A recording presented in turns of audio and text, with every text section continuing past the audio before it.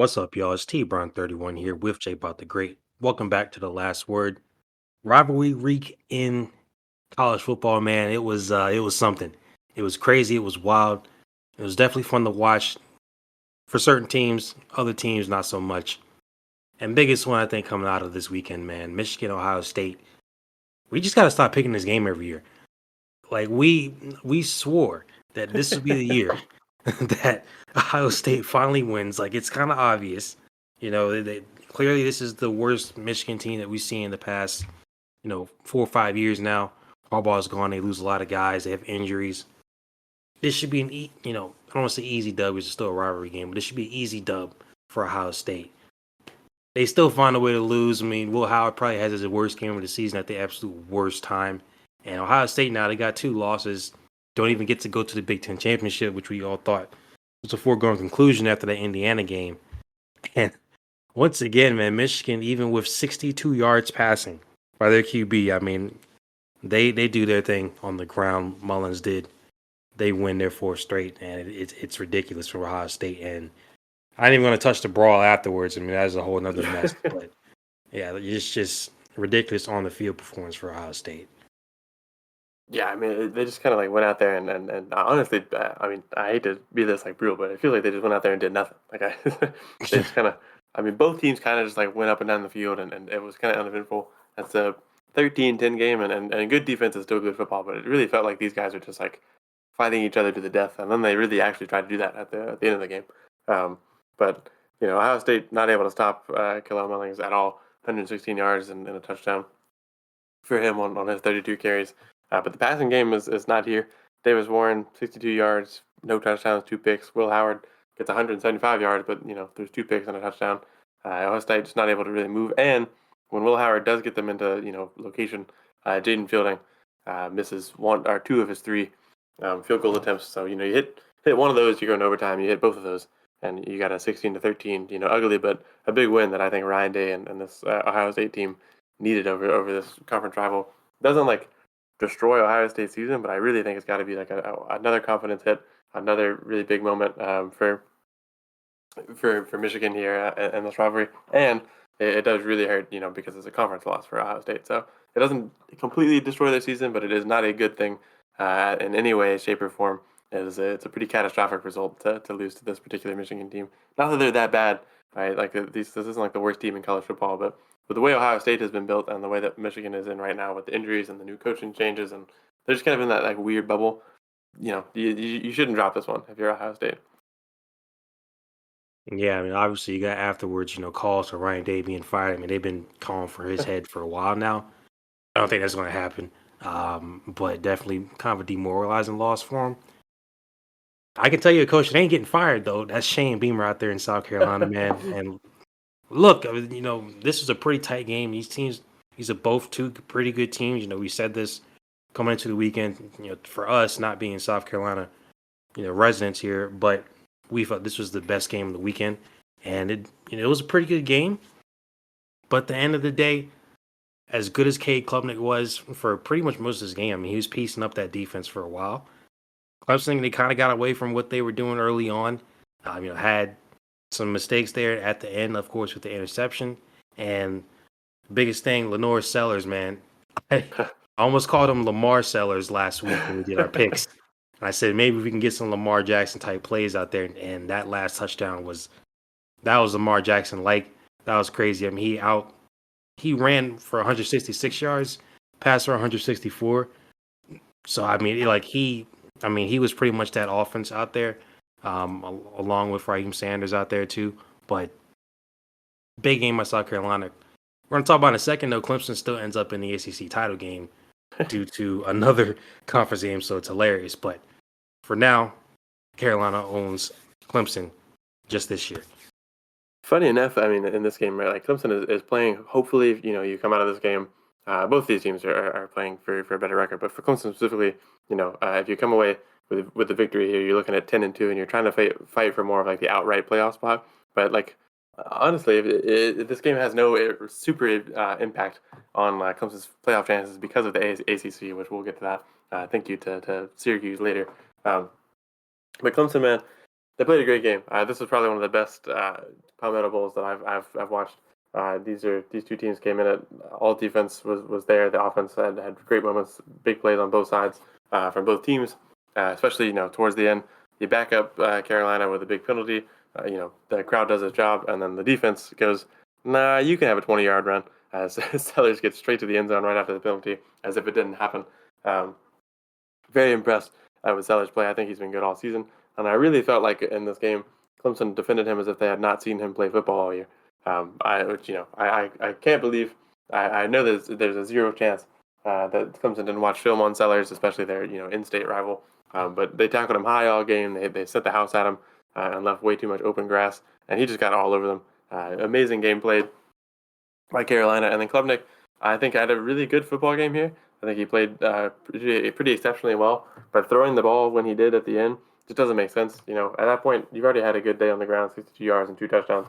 Just carry it one more time, see how far you can get, and then we can call the last time out, or you can spike it and we go for the field goal and try overtime, or maybe just don't sling it towards the middle where Maffa is. And for Maffa, it's not entirely on him, but also just let it hit the ground, man. I mean, he just reaches out and tips it with the edge of his hand, and it goes straight to the defender. So I was really impressed with both teams in this game. But towards the end, as a Clemson student and fan, definitely got a little frustrated. But congrats to South Carolina in this one. I think Sellers played the lights out, and I do think my granddad and I talked about this. He's a USC alum, or sorry, South Carolina alum. I'm used to calling them USC here. Um, I think that Sellers has a chance to keep playing like this, keep improving, and maybe place himself in Heisman conversations in the years before he goes to the NFL. Yeah, I would hope so, man. Because watching him, improve from the beginning of the season with some of these turnover issues, which he still had, in this one. But yeah, definitely loves watching him play. And again, this was a great game, and still, Clemson, like you mentioned, they're going to have a chance in the ACC title game against SMU. Fortunately for the Aggies, though, at Texas A&M, they will not have a chance, and frankly, they don't deserve it. Um, Look, we talked about that game against LSU. It was great, but I mean, since then, A&M really hasn't done much of note. And if we're gonna be honest here, they really shouldn't have been in this game at all. Like Quinn Ewers having the interception and the fumble, his turnover issues. That's really the only downside for Texas in this game. I mean, otherwise it was just complete domination. I mean, A&M didn't do lickety split on offense. I mean, they didn't do jack. Um, outside of that, that pick six and then that fumble, like there's that maybe a little bit of life for him there. Otherwise, I mean, this wasn't really much going on here for A&M and Texas. As I did criticize them last week. They didn't play the greatest SEC schedule. They got a chance at redemption against Georgia. We'll see how that one goes in the SEC title game. Yeah, waited all this time for the big Texas rivalry game, and A&M forgot that they had it. It just kind of looked like nothing was really going on out there for them. Texas dominated on defense. I mean, yeah, Quinn's got the turnover. It starts to look like they're swaying a little momentum there, but Marcel Reed is a guy we've been really high on. He plays an okay game, but he also gets a pick in there. Arch Manning comes in and gets a crazy rushing touchdown. Quinn throws a easy highlight reel touchdown to the back of the end zone to Jaden Blue. Um, this one just felt like the Aggies were never in it, and they've had a weird season. They've had moments where it looks like they're top of the could fight their way up to the top of the conference and top of the college football world. I've been high on them at some points, and then they got beat up by Lenore Sellers in South Carolina, and since then it has not been good. Their only win since losing to South Carolina was New Mexico State. Not to hate on them, but that's not going to ring. That's not going to put too much fear in people's hearts. And then they drop one. They let Auburn score 43 points, and then they get shut out by Texas in this renewed rivalry game. Just not a great performance, and I don't think there's a whole lot that goes on. I mean, they do get a 96-yard pick six, which is, you're always going to love that one. But ultimately, they get outplayed in every way by Arch and Quinn on that kind of double QB thing, which Arch actually only ever carried. He did not throw a pass in this game. But Quinn and Quintrevion Wisner also said, hey, watch this. Here's 200 rushing yards on the ground. We're going to do whatever we want. And Texas A&M definitely not coming out of it. And this is interesting. I was surprised with how many people on the ESPN broadcast that day picked A&M to win this one. I thought that would be a good game. Obviously, we picked Texas, but I did not realize so many people would pick A&M. And well, I think you and I can at least feel justified in Texas being back on this one.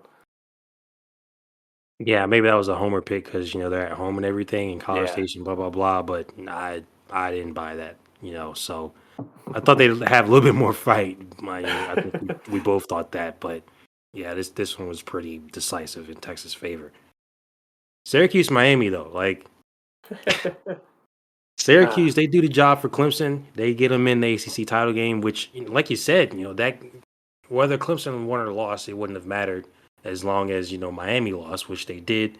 And it's funny enough. I mean, we're going to talk about Georgia Tech, Georgia in a second, but Miami really they don't have anybody to blame but themselves here, man. Like if you had won that game against Georgia Tech, you wouldn't be in this position. But here you are. You get in a dogfight with Syracuse, and they literally cannot get off the field at the end of the game. I mean, they let they kick a field goal, and like I understand because the drive took forever, but like I understand you get that field goal outs, and you clear you to end the game, and there's gonna be a lot of talk about okay, well, should Miami not be in the playoffs? They only had two losses. Syracuse is a good loss. Georgia Tech, maybe not. We've seen how well they've played. Don't know, but I do want to give props to Kyle McCord because let's be honest, he did not look amazing last year um, at Ohio State, and for pretty much most of the season, he has looked better than his replacement in Will Howard. yeah. This was a this is a great result for me as a Clemson fan. I went from rooting for one orange team to taking a loss and to later on going, all right, well, let's see what Syracuse can do. And for a second, I thought Miami had him, but you know what? I can't believe this. Thank you, Fran Brown. Thank you, Kyle McCord. Thank you, LeQuint Allen, uh, honorary Clemson Players of the Week and Coach. I really appreciate you.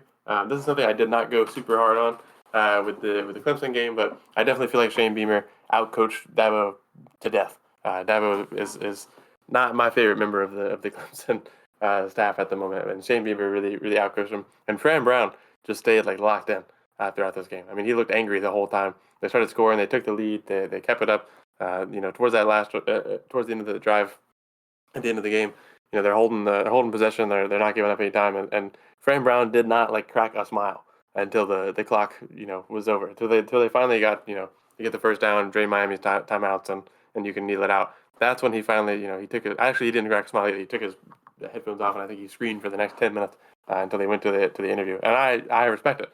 And Miami has done this to themselves again. Miami's like offense is insane. You get 150 yards out of Xavier Restrepo. And a touchdown. Cam Moore gives you 350 yards in the air with two touchdowns. You get three touchdowns from your running backs, and all that for Kyle McCord to come out and get 380 yards, three touchdowns. LeQuint Allen gets 82 yards and two touchdowns. Trevor Pina gets 128 yards and a touchdown. Jackson Meeks gets 110 yards and two touchdowns. You can't stop anything. Miami's defense has been their downfall all season. It happened against Georgia Tech, and then again you drop another ACC game to Syracuse. You're at 10-2. Syracuse is 9-3, and Clemson's 9-3. But now, you know, SMU has not lost to an ACC team. Clemson lost to Louisville. You've now lost to two teams. You kicked yourself out of the playoffs. Essentially, they're not completely out of it, but it's going to be tight. One of these two, SMU or Clemson's going to get that ACC spot. We're going to get some other conference champions in there, and then you got to kind of fill it out from there. And it kind of feels like these teams like South Carolina and Alabama and some of these other kind of lurking ACC teams and might be a little bit more look towards than Miami, especially considering the way that Florida State got overlooked last year. So I don't know. Miami has shot themselves in the foot here. Syracuse played a crazy game. Kyle McCord, they go down big, and then him and Fran Howard, I guess, just decided, now we got to lock in. 21 points in the third quarter, kept it rolling, 42-38 Syracuse. Thank you. Clemson goes to the ACC title game. I can spend one more week stressed about the Clemson Tigers.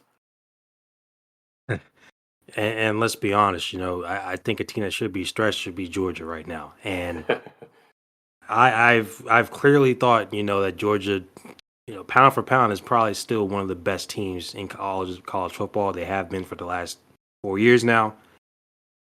But let's be honest here. I mean, how do you come out and play the way you did for pretty much most of this game? I mean, they didn't do really much of anything until the fourth quarter. They put up 21 against Georgia Tech, and then obviously overtime with all the nonsense the back and forth, 2-point conversions over and over, boosting the score there. But I just feel like they should just be a little bit worried. I mean, Texas is going to come into the SEC title game. They're amped up. They just beat their rival for the first time, in 13 years because they haven't played in that long. Georgia's like, all right, we already beat them, but I just feel like they were maybe looking past Georgia Tech. And look, I understand that Florida State is horrible now, but at that point in time, first week of the season, Georgia Tech, beating Florida State, that was an upset. And they beat Miami, of course, like I mentioned. I just felt like they were overlooking them, up until the late part of the game where they realized, like, hey, maybe we should probably start to actually play well and we'll try to win this game. So I don't know. I am obviously impressed with how they played at the end of it to win, but I would say I'm just a little bit disappointed in them and more impressed with Georgia Tech overall. Yeah, man, I think that it was kind of crazy. I feel like how many times throughout this game, me and my granddad would go, "Man, Haynes King is crazy." Like it's just Yeah. it feels like Georgia's defense is really good, and Haynes King got almost everything he wanted. Had a few mistakes here and there, but on the whole, he gets a 400 yards total, 413 yards total to be specific. 3 touchdowns on the ground, 2 touchdowns in the air.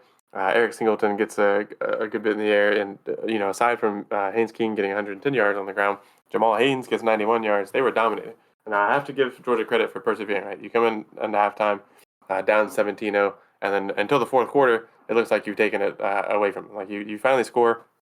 It's 17-6 entering the fourth quarter, but it does kind of feel like momentum is shifting, and then we end up in overtime.